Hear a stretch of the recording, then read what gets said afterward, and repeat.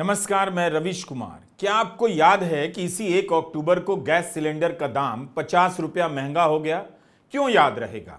राजनीति आपसे कहती है कि ये सब भूल जाइए, इसकी जगह किसी महापुरुष को लेकर भावुकता पैदा की जाएगी। जैसे इतना बड़ा चुनाव 150 साल पहले इस दुनिया से जा चुके किसी महापुरुष के सम्मान के लिए लड़ा जा रहा है। हर चुनाव में कोई ना कोई महापुरुष लाया जाता है और पीछे से गैस का सिलेंडर महंगा कर दिया जाता है, प्याज 100 रुपए किलो हो जाता है। आपकी जो बचत है वो और घटती चली जाती है।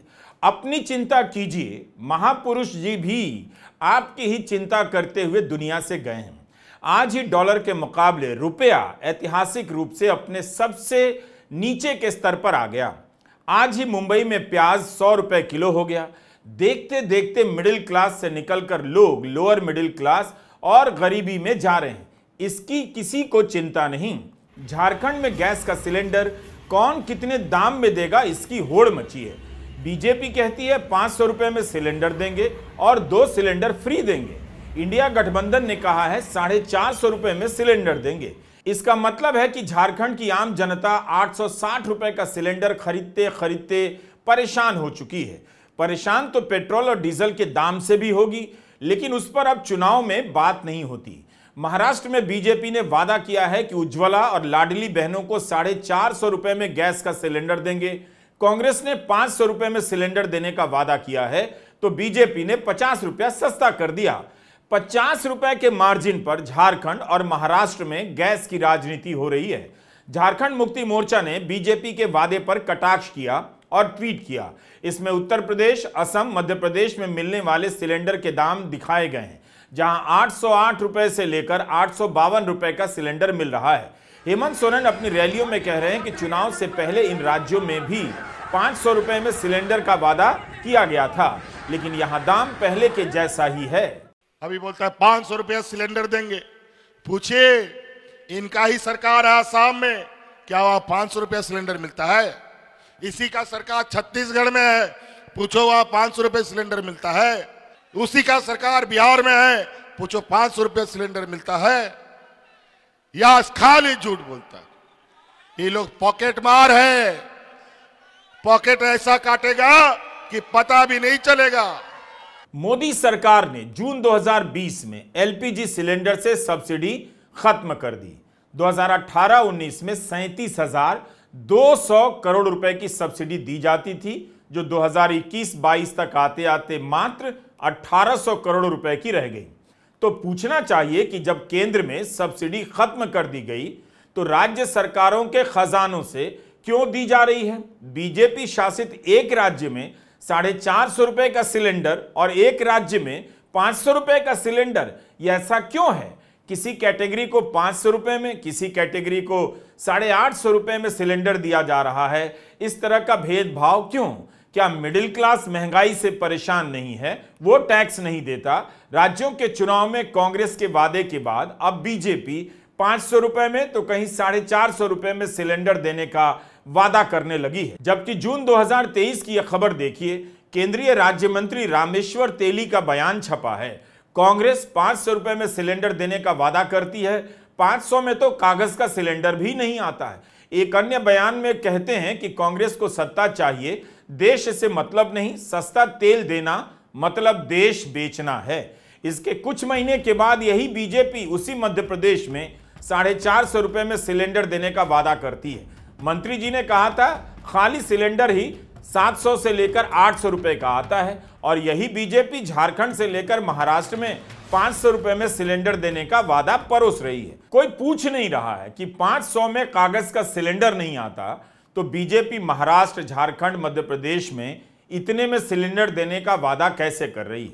हो यह रहा है कि गैस सिलेंडर की महंगाई और उसके असर की बात को मीडिया और जनता से छिपाया जा रहा है। प्रधानमंत्री के बयानों को याद रखना इस वक्त सबसे बड़ा काम हो गया है, क्योंकि खुद उन्हें भी याद नहीं रहता। आज भी पेट्रोल 94 रुपए लीटर से ज्यादा मिल रहा है। अखबार के अखबार उठाकर देखिए, महंगाई की चर्चा तो है, लेकिन पेट्रोल और डीजल के दाम को इस चर्चा से गायब कर दिया गया है। हर दिन आपकी कमाई हवा होती जा रही है। इस पेट्रोल डीजल के दाम के चलते कुछ बच नहीं रहा, लेकिन आपको याद नहीं क्योंकि इस पर कोई बात नहीं करता। 2023 में राजस्थान के चुनाव में जब पेट्रोल और डीजल का मुद्दा उठा था, तब प्रधानमंत्री मोदी ने कहा कि चुनावों के बाद इनके दामों की समीक्षा करेंगे। क्या वो समीक्षा हुई? क्या दाम कम कर दिए गए? मैं आज राजस्थान को वादा करता हूं, मैं गारंटी देता हूं, 3 दिसंबर के बाद भाजपा सरकार बनेगी तो उसके बाद पेट्रोल डीजल की कीमतों की समीक्षा की जाएगी। इससे गरीब और मिडिल क्लास परिवारों को बहुत राहत मिलेगी। आपने इस बयान को ध्यान से सुना होगा। प्रधानमंत्री यह नहीं कह रहे कि दाम कम करेंगे, समीक्षा करेंगे, ताकि यह भी हो जाए कि दाम कम करने पर विचार करने का आश्वासन दे दिया है। लेकिन इसके बाद क्या उन्होंने जनता को बताया कि हमने समीक्षा की और पेट्रोल डीजल के दाम इन वजहों से अब कम नहीं किए जाएंगे? चुनाव का मुद्दा इस पर ना आ जाए, इसलिए एक है तो सेफ है टाइप के मुद्दों से उबाल पैदा किया जा रहा है, जिसका कोई मतलब नहीं होता। इस बयान के 1 साल हो गए कि समीक्षा करेंगे, लेकिन पेट्रोल और डीजल के दामों की समीक्षा क्या हुई? जब भी चुनाव होते हैं तब पेट्रोल के दाम बढ़ने रुक जाते हैं। 2022 में क्या हुआ? उत्तर प्रदेश में विधानसभा का चुनाव हो रहा था, 137 दिनों तक दाम ही नहीं बढ़ा। चुनाव खत्म हुआ और 10 दिनों के भीतर 9 बार दाम बढ़ गए। आपको केंद्र के मंत्रियों के अनेक बयान मिलेंगे कि भारत ने कूटनीति में कमाल कर दिया है, अमेरिका को चुनौती देते हुए रूस से तेल खरीद लिया है। लेकिन क्या रूस से खरीदे गए सस्ते तेल का लाभ भारत की जनता को मिला? क्या आपके शहरों में पेट्रोल का दाम कम हुआ?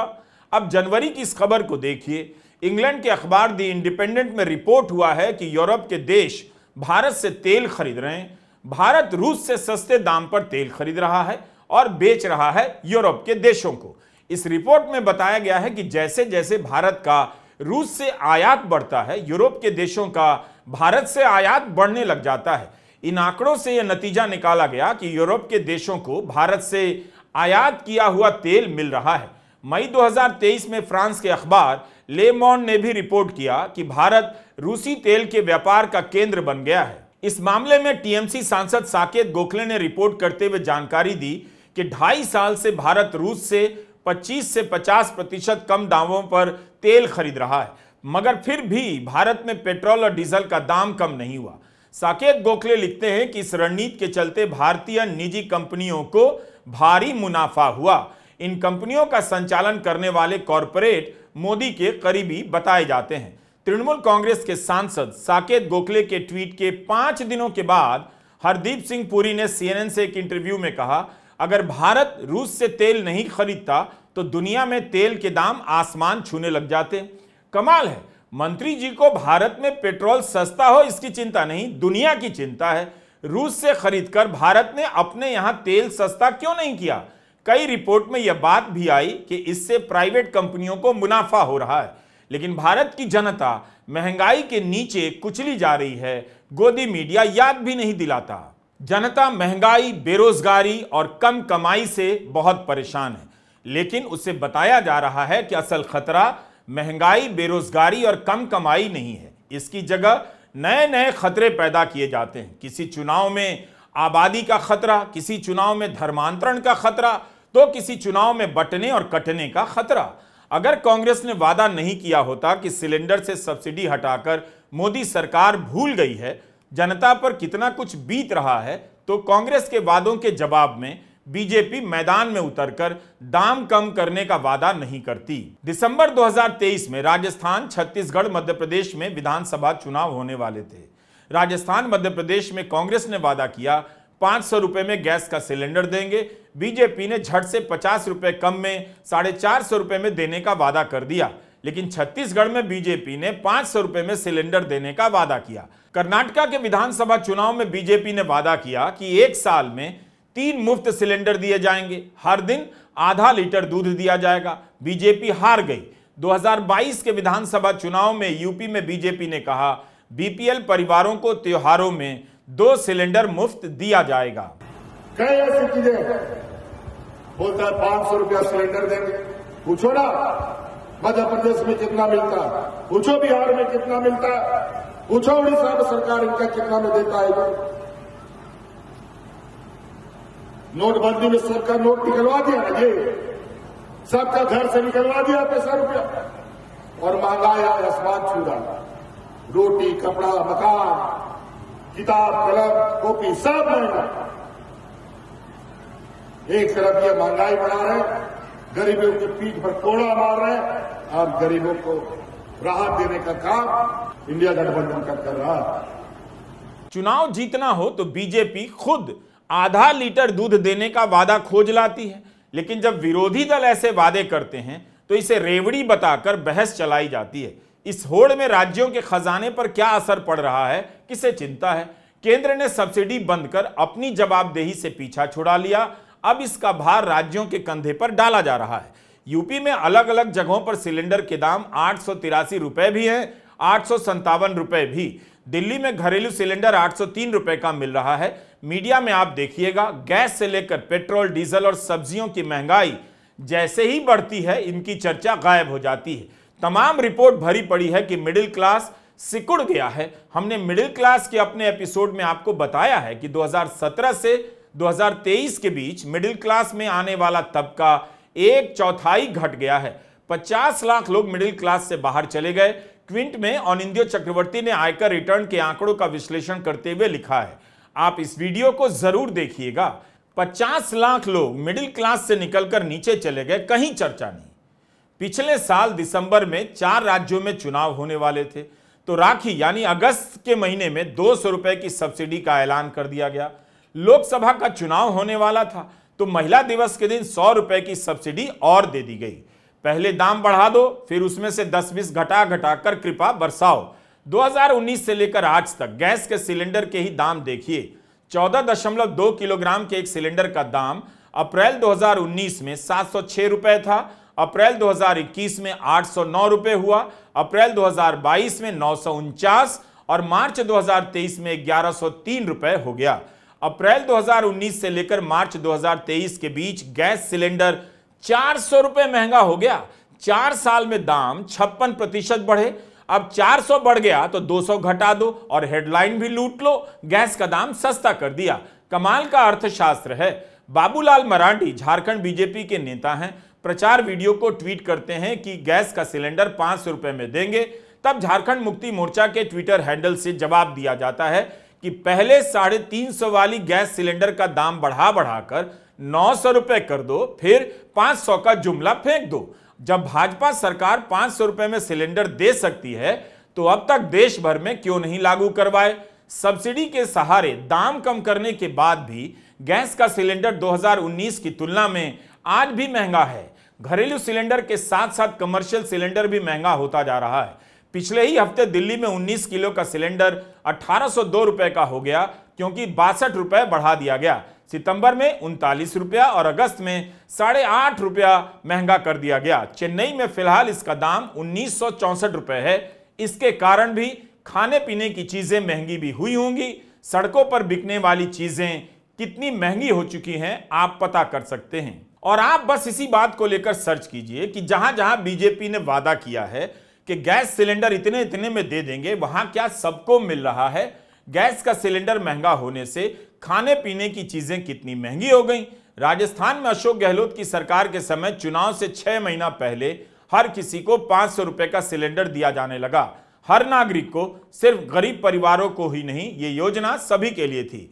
उस समय केंद्र के वाणिज्य मंत्री पीयूष गोयल का एक बयान आया। उन्होंने इसके लिए गहलोत सरकार की निंदा की और कहा कि सरकार लोगों को एलपीजी सब्सिडी के लिए नाम रजिस्टर करवाने को कह रही है। सबको सब्सिडी का लाभ नहीं दे रही, लोगों को सिर्फ बहका रही है, गुमराह कर रही है। और फिर बीजेपी ने चुनाव में वही वादा किया कि कांग्रेस 500 रुपए का सिलेंडर दे रही है तो हम 450 रुपए का सिलेंडर देंगे। क्या यह गुमराह करना नहीं है? दिसंबर 2023 का वादा था मध्य प्रदेश में। जुलाई 2024 में मध्य प्रदेश कैबिनेट फैसला करती है कि राज्य की 40 लाख लाडली बहनों को 450 रुपए में सिलेंडर दिया जाएगा। इसमें उज्ज्वला स्कीम की लाभार्थी भी शामिल हैं। तेल कंपनियों के रिकॉर्ड रखने वाली अलग अलग वेबसाइट से पता चलता है कि मध्य प्रदेश में उपभोक्ताओं की अनेक कैटेगरी है और उसके अनुसार दाम तय हैं। यही नहीं, अलग अलग जिलों में सिलेंडर के दाम अलग अलग हैं। छत्तीसगढ़, मध्य प्रदेश, राजस्थान में क्यों उपभोक्ता एक सिलेंडर के लिए कहीं 887 रुपए दे रहा है, कहीं 892 रुपया। उज्ज्वला सिलेंडर को लेकर तमाम रिपोर्ट आपको मिलेगी। गरीब लोगों ने दोबारा सिलेंडर लेना बंद कर दिया, लकड़ी के चूल्हे पर फिर से खाना पकाने लगे। अक्टूबर 2023 में केंद्र ने उज्ज्वला पर सब्सिडी 100 रुपए बढ़ाई, तब जाकर गैस सिलेंडर का दाम 600 रुपए पर आया। यह हिंदू की रिपोर्ट है। मई 2022 में शोभना नायर ने आरटीआई के आधार पर रिपोर्ट लिखी। 2021-22 में उज्ज्वला योजना के 90 लाख ग्राहकों ने दोबारा सिलेंडर नहीं भराए। 1 करोड़ ग्राहकों ने एक साल में एक ही सिलेंडर खरीदा।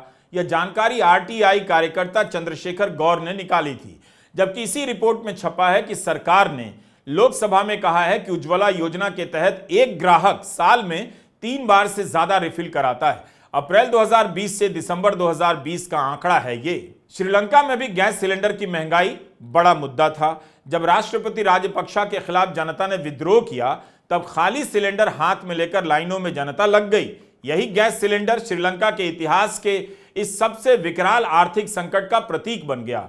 श्रीलंका के पूर्व प्रधानमंत्री रनिल विक्रमसिंघे ने गैस सिलेंडर को अपने चुनावी चिन्ह के रूप में अपना लिया, लेकिन यह मौका परस्ती उनके काम नहीं आई, चुनाव हार गए। भारत में गैस सिलेंडर एक बड़ा मुद्दा है, लेकिन कहीं भी इसे लेकर ढंग से रिपोर्टिंग नहीं मिलेगी। रिपोर्टिंग की हालत यह है कि अलग अलग अखबारों की रिपोर्ट देखकर भी ठोस समझ नहीं बनती। किसी भी अखबार में इतने बड़े मसले को ठीक से फॉलो नहीं किया जाता है। इसका नतीजा यह है कि आप खबरों को खंगाल भी लेंगे तब भी नहीं जान पाएंगे कि गैस सिलेंडर की महंगाई देश की जनता को किस किस रूप में परेशान कर रही है, खोखला कर रही है। जनता को पता है कि वह क्यों परेशान है, लेकिन वह भी इन्हीं बातों में भटक रही है कि किसी महापुरुष का सम्मान नहीं हो रहा, मूर्ति नहीं बन रही, सबसे बड़ी मूर्ति नहीं बन रही, खुद जनता का भला नहीं हो रहा, लेकिन चिंता महापुरुष की करने में लगी है। नमस्कार, मैं रवीश कुमार।